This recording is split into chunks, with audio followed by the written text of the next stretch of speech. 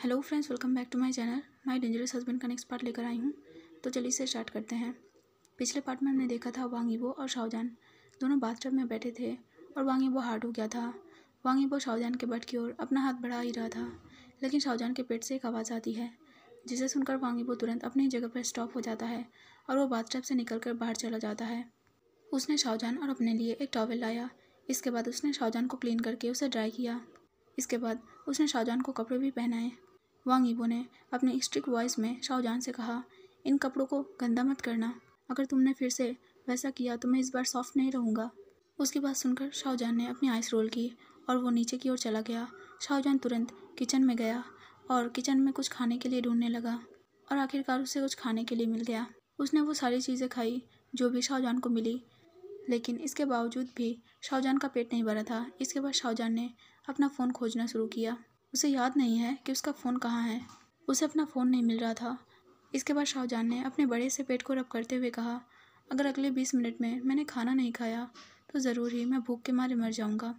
इसके बाद वो वांग यीबो के ऑफिस रूम में गया और दरवाज़ा खोलकर उसने वहाँ कुछ ढूंढने की कोशिश की और उसे कुछ पैसे मिले जो होटल से कुछ खरीदने के लिए पर्याप्त पैसे थे। वांग यीबो के घर से होटल भी बहुत ज़्यादा दूर नहीं है। उसे ये भी पता चला कि युआन अपने ग्रैंडफादर और ग्रैंडमदर के घर पे गया है और उसे अब युआन के बारे में बिल्कुल भी कोई टेंशन करने की ज़रूरत नहीं है।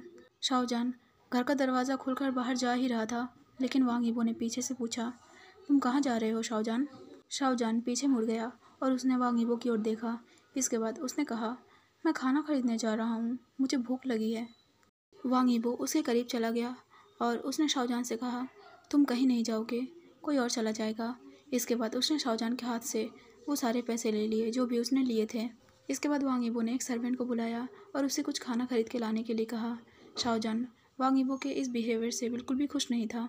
शाओजान ने वांग यीबो से कहा, तुम्हारा क्या मतलब है? तुम फिर से मुझे एक पिंजरे में बंद करना चाहते हो? क्या तुम्हारे आदमी फिर से मेरी जासूसी करेंगे? वांग यीबो, तुम मेरी लाइफ को कंट्रोल नहीं कर सकते। उसकी बात सुनकर वांग यीबो ने अपना एक हाथ ऊपर उठाया, लेकिन वो बीच में ही रुक गया। यीबो ने अपनी आंखें कसकर बंद कर ली। यीबो के पास में ही एक लैंप था जिसे यीबो ने एक ज़ोरदार किक किया, जिससे वो लैंप टुकड़ों में बिखर गया। शाओजान ने डर के मारे अपना फेस अपने हाथों से ढक लिया। शाओजान को डर लग रहा था कि यीबो उसे फिर से मारेगा। वांग यीबो ने शाओजान की ओर देखते हुए एक वार्निंग वॉइस में कहा, अभी के अभी अपने रूम में जाओ, इससे पहले कि मैं अपना कंट्रोल खो दूँ।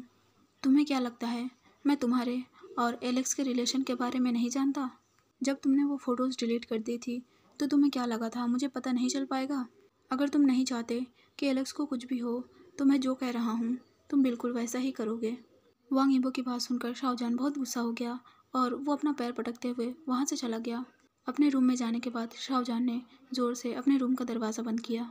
इसके बाद वांग यीबो फिर से स्टडी रूम में चला गया। वांग यीबो ने देखा शाओजान का ट्राउज़र जो उसने पहले पहना हुआ था वो अभी भी वहीं पर फर्श पर गिरा हुआ है। उसने उस ट्राउज़र को उठाया और उसके पॉकेट्स को चेक किया और उनमें उसे शाओजान का फ़ोन मिला।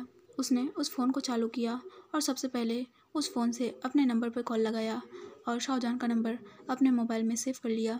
वो शाओजान का मोबाइल चेक करने ही वाला था, लेकिन उससे पहले ही उस मोबाइल में किसी का कॉल आ गया। उसने नाम की ओर देखा तो यह नाम एलिजाबेथ से सेव किया हुआ था। वांग यीबो थोड़ा घबराया, लेकिन उसने कॉल रिसीव कर लिया। वांग यीबो ने कुछ नहीं कहा और वो दूसरी तरफ से किसी के बोलने का इंतज़ार करने लगा। दूसरी तरफ से एक आवाज़ आई, हेलो शाओजान डियर, तुम मुझे बिना बताए क्यों चले गए? तुम्हें पता है मैं तुम्हारे लिए कितना वरीड थी? उसकी बात सुनकर वांग यीबो मुस्कुराया। उसे ये आवाज़ कुछ जानी पहचानी लगती है। अगर वो गलत नहीं है तो ये वही एलिजाबेथ है जिसने शाओजान को छुपने में मदद किया था। वांग यीबो ने अपनी स्टंट वॉइस में कहा, तो सच में ये तुम हो और तुमने ही मेरी वाइफ और मेरे बेबी को छुपा कर रखा था। तुम्हें क्या लगता है तुम क्या कर रही थी? क्या तुम अभी भी प्लान बना रही हो कि तुम अपनी बेटी की मौत का बदला कैसे ले सकती हो? ये एलिजाबेथ कोई और नहीं बल्कि ये वांग यीबो के एक्स फियांसे की मदर है जिसे वांग यीबो ने मार डाला था। उसकी बात सुनकर एलिजाबेथ ने तुरंत अपना फ़ोन दूर फेंक दिया, जिससे उसका फ़ोन टूट गया। एलिजाबेथ लड़खड़ा गई, लेकिन जॉन ने उसे सहारा दिया।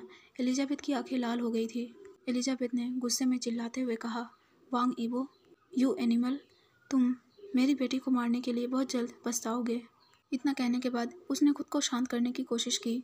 दूसरी ओर वांग यीबो ने शाओजान के सिम कार्ड के टुकड़े टुकड़े कर दिए और उस सिम को पूरी तरह से ख़राब करके उसे डस्टबिन में फेंक दिया। इसके बाद वो उस स्टडी रूम से बाहर चला गया और जाकर हॉल में बैठ गया।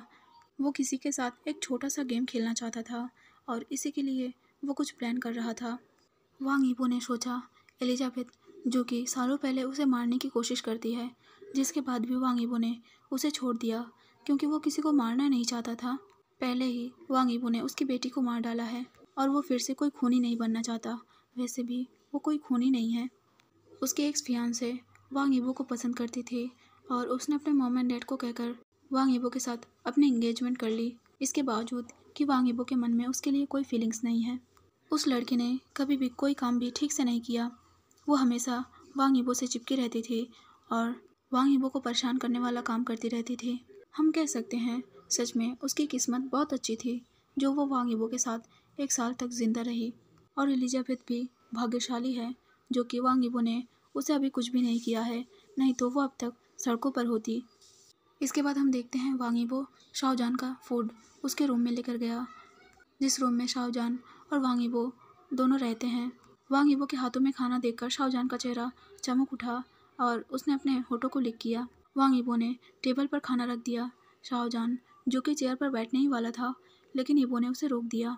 वांग यीबो ने अपने स्ट्रिक्ट वॉइस में कहा, क्या प्रेगनेंसी की वजह से तुमने अपना दिमाग खो दिया है? जाओ खाने से पहले अपने हाथ धोकर आओ। वांग यीबो की बात सुनकर शाओजान को बुरा लगा। शाओजान खड़ा हुआ और वो वांग यीबो की ओर देखने लगा। उसका हाथ धीरे धीरे वांग यीबो के पैंट की ओर चला गया। इसके बाद उसने वांग यीबो के बॉस को पकड़ा और एक नोटिस ब्रेक की। इसके बाद शाओजान ने वांग यीबो के बॉस को जोर से दबाया, जिससे वांग यीबो जोर से चिल्लाया। शाओजान ने वांग यीबो की ओर चिल्लाते हुए कहा, ये मुझे स्टूपिड कहने के लिए था। इसके बाद शाओजान वहाँ से सिंक में अपना हाथ धोने के लिए चला गया। वांग यीबो ने अपने प्राइवेट पार्ट को पकड़ा और वहीं अपने घुटनों के बल बैठ गया। उसे बहुत ज़ोर से लगी थी। उसने सोचा उसकी स्टूपिड वाइफ बिल्कुल भी कुछ भी सोच समझ के नहीं करती। ज़रूर ही एक दिन उसकी वाइफ उसे मार डालेगी। शाओजान वापस आया और उसने देखा वांग यीबो अभी भी अपने घुटनों के बल वहीं पर बैठा हुआ है। शाओजान ने अपनी आइस रोल की और वो चुपचाप खाना खाने के लिए बैठ गया। इसके बाद वांग यीबो वहाँ से उठा और वो बेड पर जाकर लेट गया। वांग यीबो ने शाओजान से पूछा, शाओजान तुम एलिजाबेथ को कैसे जानते हो? उसकी बात सुनकर शाओजान खाना खाते खाते ही रुक गया। शाओजान ने उसके क्वेश्चन से अपनी आंखें बंद कर ली और वो वांग यीबो को देखने के लिए मुड़ गया। वांग यीबो का बिहेवियर अभी भी बिल्कुल वैसा ही था। इतने दिनों में वो थोड़ा सा भी नहीं बदला था।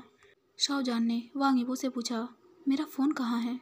मुझे याद नहीं है कि मैंने अपना फ़ोन कहाँ रख दिया है। उसकी बात सुनकर वांग यीबो ने अपने पॉकेट से शाओजान का फ़ोन निकाला और उसे दीवार की ओर फेंक दिया, जिससे शाओजान का फ़ोन टूट गया। वांग यीबो ने शाओजान के फ़ोन के साथ अभी जो किया उसे देखकर शाओजान को अपनी आंखों पर यकीन नहीं हो रहा था।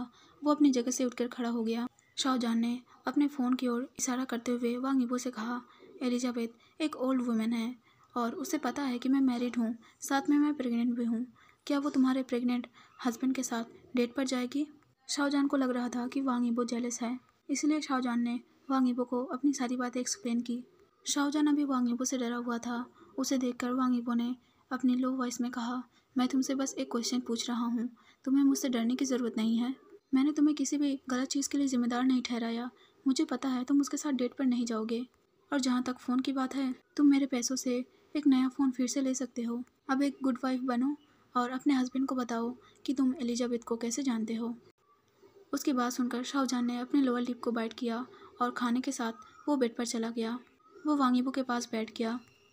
वांग यीबो शाओजान के लिप्स की ओर ही देख रहा था। इसके बाद वांग यीबो ने शाओजान के लिप्स से उसके फूड को अपने टंग से क्लीन किया। इस हरकत से शाओजान ब्लश करने लगा और उसके चीक्स रेड हो गए। इसके बाद शाओजान ने डरते हुए कहा, जब तुम्हारे ग्रैंडफादर मुझे पकड़ने की कोशिश कर रहे थे तब एलिजाबेथ ने मेरी हेल्प की थी ताकि मैं उनसे बच सकूं। उसने तब भी मेरी हेल्प की थी जब मुझे पता चला था कि तुम्हारा एक्सीडेंट हो गया है। मैं प्रेग्नेंट था और शॉक की वजह से मेरी तबीयत भी ख़राब हो गई थी। मुझे लग रहा था कि मैं उस टाइम मर ही जाऊंगा। मुझे माफ़ कर दो। मुझे पता था कि तुम्हारा एक्सीडेंट मेरी वजह से हुआ है और मैं तुम्हारी केयर करने के लिए भी वहाँ पर नहीं था। इतना कहते कहते शाओजान की आंखों में आंसू भर गए। वो लगभग रोने ही वाला था। अपनी वाइफ को देखकर वांग यीबो ने शाओजान के टीयर्स पोंछे और उसके फोरहेड पर किस किया। वांग यीबो ने कहा, ये तुम्हारी गलती नहीं है, मैं केयरलेस था, मैं रात भर नहीं सोया था और इसीलिए मेरी तबीयत भी ख़राब हो गई थी। मैं तुम्हारे और हमारे बेबी के लिए बहुत वरीड था। ये मेरी गलती है कि मैंने तुम पर हाथ उठाया और जिसके बाद मेरे एक्स फियांसे की मॉम एलिजाबेथ तुमसे मिल गई। क्या तुम्हें पता है, वो ओल्ड वुमेन, वो बिल्कुल पागल है। उसने एक बार मुझे मारने की भी कोशिश की थी। मुझे लगता है वो तुम्हें इस बार इस्तेमाल करने वाली थी और तुम्हारे हाथों से मुझे मरवाना चाहती थी।